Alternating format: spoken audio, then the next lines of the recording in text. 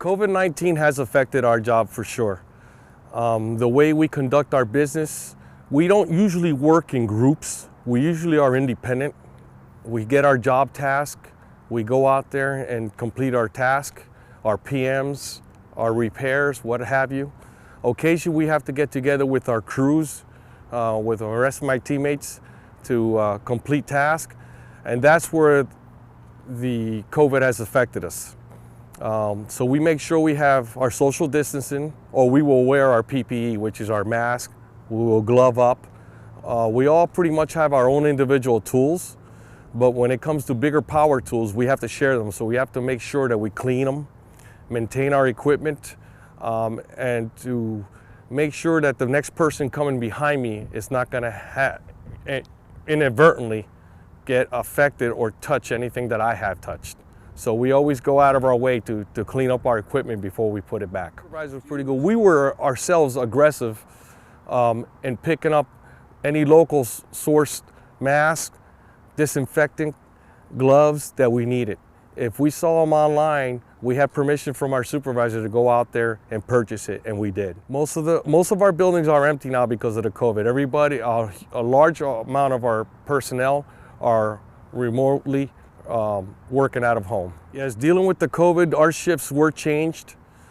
We have staggered shifts, and that was a little hard to get used to at first because you're not seeing your crewmates and when you're coming in and talking about the jobs. So we had no problems going on emails and communicating that with each other, but it was a little different. I think you get a lot more communication done. I'm an old school guy, face-wise, versus on a computer. That's part of our difficulties working when we are working together as a crew is maintaining the social distancing. It's physically impossible at times, but by counteracting that, we wear our PPE, we will wear our mask, we will make sure our gloves, we're wearing our gloves, and always take care of where we are, always have situational awareness of where we are. As far as I know, no one in SMUD has tested for the COVID. And I think that's due in part because of all the precautions that we have taken.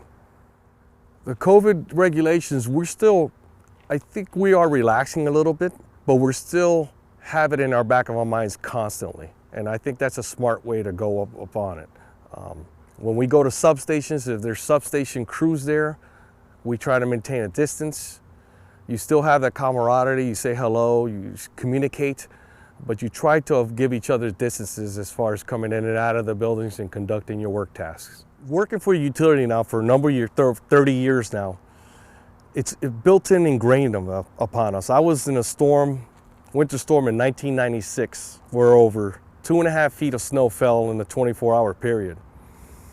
And it was amazing to see all my coworkers and us, how we responded to make sure we felt our mission is essential and we have to go inside and we have to have boots on the ground in order to provide a vital service. And that's the same mentality I've seen in Maria, and it's the same mentality I've seen here with all of my coworkers.